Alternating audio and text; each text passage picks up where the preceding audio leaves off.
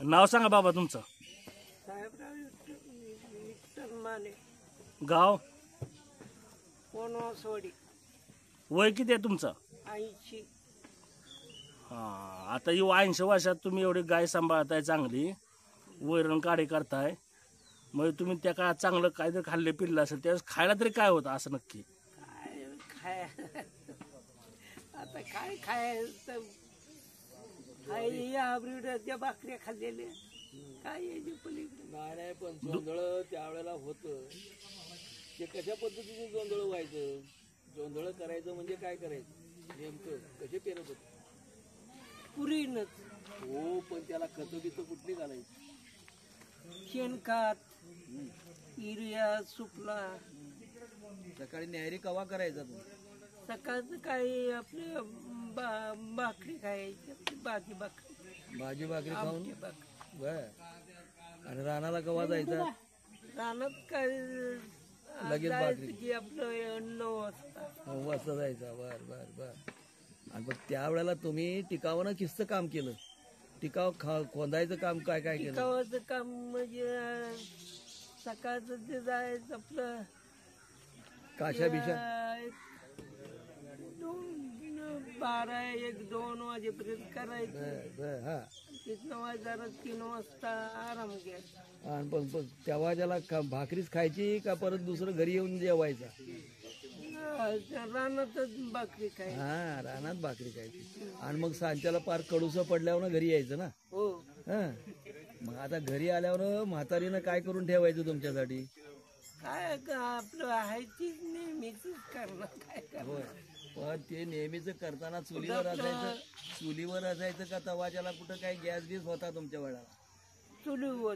चुलीवरच करायचा. येताना जळणाचा बिंडा घेऊन यायचा. हो. मग देवाचं कवा करायचा. देवाचं कवा करायचा. कुठल्या कीर्तनाला जाऊन बसायचा का नाही. कीर्तनाला जायचं की विना असतो माझ्याकडं. हा, त्यावेळेला पण कीर्तनाच्या टायमाला विना असतो. हे महत्वाचं होतं की तुम्ही रातच्याला 12 वाजता परत घरी यायचा.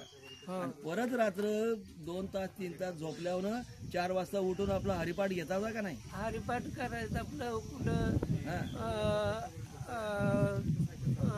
आपलं पूजा करायची आपलं. आणि मग परत आपलं आंघोळ करून हरिपाठ करायचा आणि जप करायचं. बर. आणि परत अजून तिथनं मग परत रानात जायची तयारी. बरं, घरात कोण कोण होतं तुमच्या तवा. आई वडील होते. हा. आणि मुलं बाळ वगैरे काय. मुलं होती 4 होती. बर बर बर.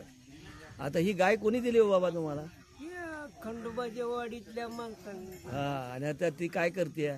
त्याची दान दिलेले. बर. आणि तिचं संगोपन कसं काय करता. तिला आपलं वैरण काढी घालायचे, खाया प्यायला आपलं. वा वा वा. वेळेला आपलं टाइम. आता नदीला किती दिवसात धुवायला आणता तिला. 15 दिवसात ना. हा. 15 दिवसात ना तुम्ही आणता. येताना लोक पूजा बिजा करतात का बायका माणसं. तिला हळदी कुंकू लावतात का. हळद कुंकू लावते. होय. म्हणजे लोकांच्याकडे श्रद्धा आहे अजून.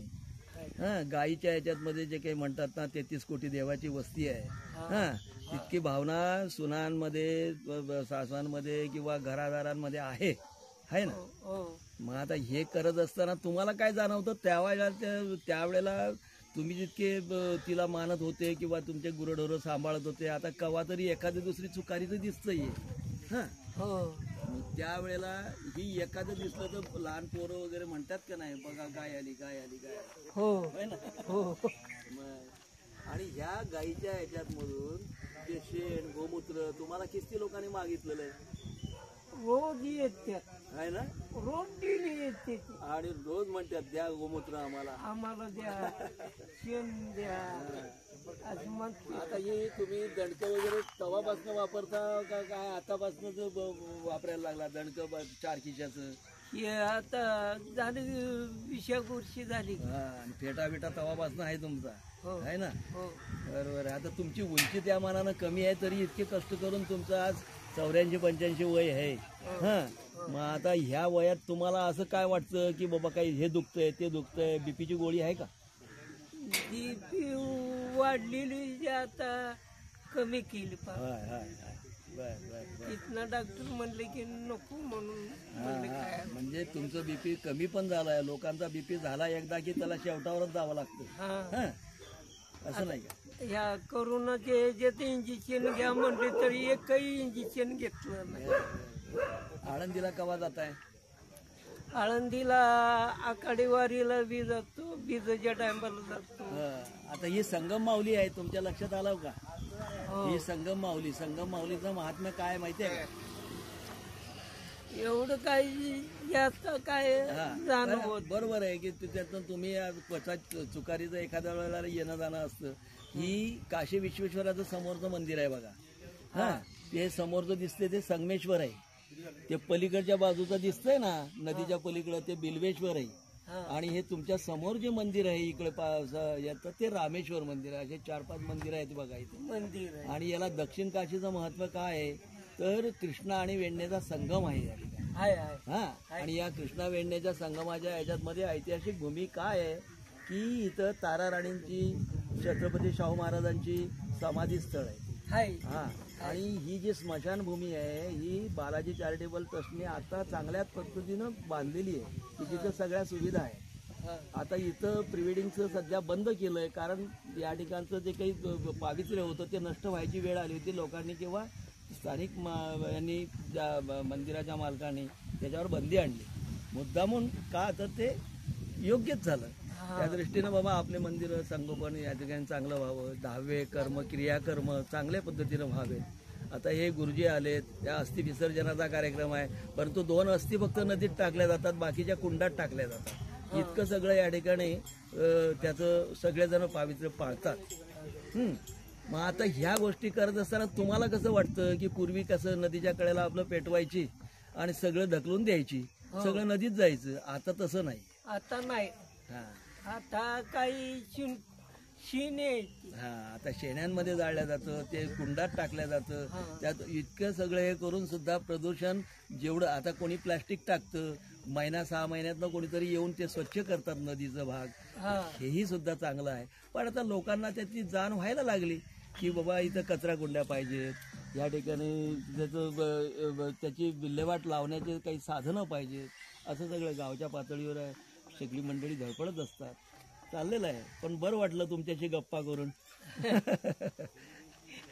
आणि आता किती दिवसानंतर परत येणार आहे तुम्ही इकडं? आता काही 5-6 दिवसांना आणखीन यायचं. होय का?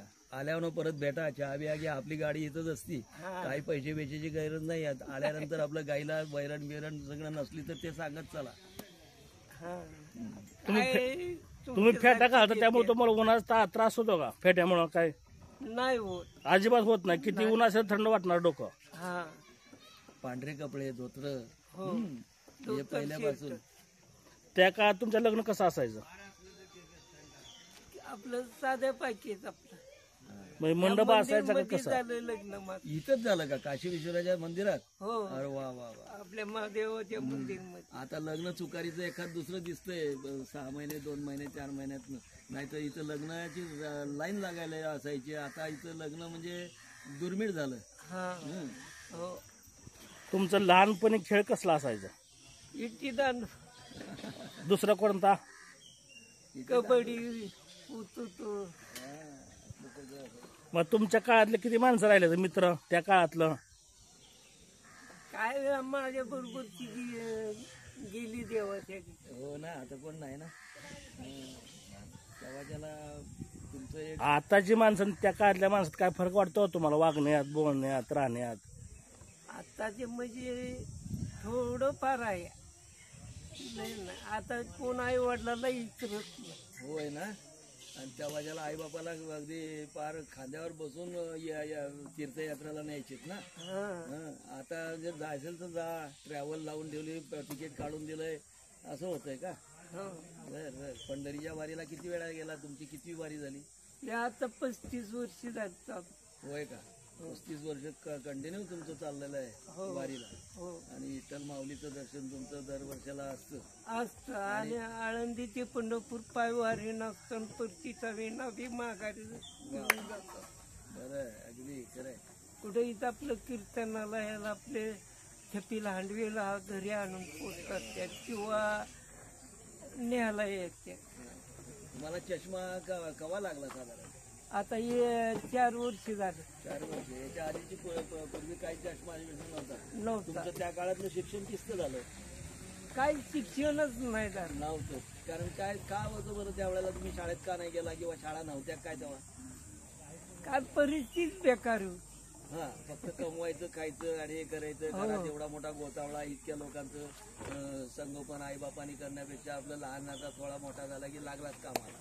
हापचट्या घालायच्या, आपल्या त्या घालायच्या.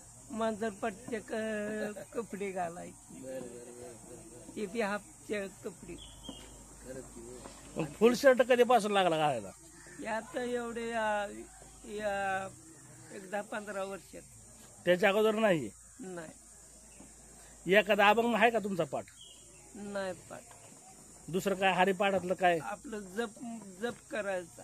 पाठ काहीच नाही? हरिपाठ पण नाही का? नाही. जप आपलं करायचं सांगता का आपलं जप करायचं. काय आपलं एवढं शिक्षण नाही. पण तेव्हा शिक्षण नसल्यामुळे वाचन नाही. ऐकलं तेवढंच पाठवायचं किंवा हे करायचं. कीर्तनाच्या टायमाला आपलं ते कीर्तन कर, आपलं माझ्यापाशी विना द्यायचे. विनेकरी म्हणून तुम्हाला मानते. मग वारीला जाताना कसं एसटीने जाता का चालत जाता? चालत जात. दिंडीत हा. किती दिवस लागतील? 15 दिवस. मुक्काम किती? प्रत्येक ठिकाणी मुक्काम होत. म्हणजे साधारणपणे 12-13 मुक्काम होतात का? हा. बघा आपल्या समोर आता 80 वर्ष उलटून गेलेले बाबा आहेत. फेटादारी ही लोकांची शेवटची पिढी आणि माणुसकी जपणारी सुद्धा लोकांची शेवटची पिढी असं दुर्दैवानं म्हणावं लागेल. बाबा आपल्याशी मनमोकळे बोलले त्याबद्दल बाबांचे आभार. नमस्कार बाबा. रामकृष्ण हरी.